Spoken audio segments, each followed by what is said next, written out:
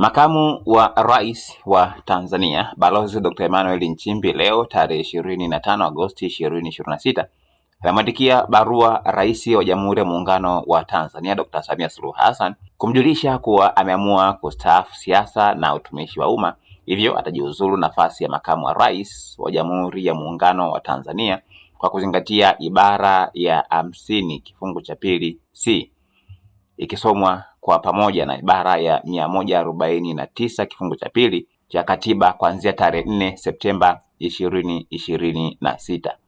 Kwenye barua yake aliyoiweka katika ukurasa wake wa Instagram, Dr. Nchimbi ameeleza yafuatayo: tarehe 27 Agosti 2025 nilimwandikia Mheshimiwa Rais Dr. Samia Suluhu Hassan kuwa nitamsaidia yeye na nchi yetu kwa uwezo wangu wote na kwa uaminifu.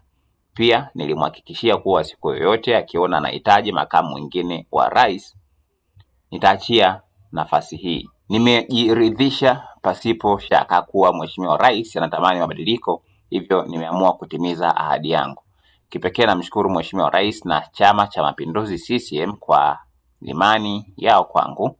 Natumia nafasi hii pia kuwashukuru Watanzania wote kwa ushirikiano mkubwa mlionipa wakati wote niliokuwa katika utumishi wa umma.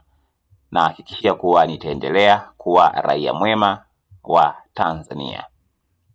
Balozi Dr. Emmanuel John Nchimbi, makamu wa rais wa Jamhuri ya Muungano wa Tanzania, Agosti 25 mwaka 2020.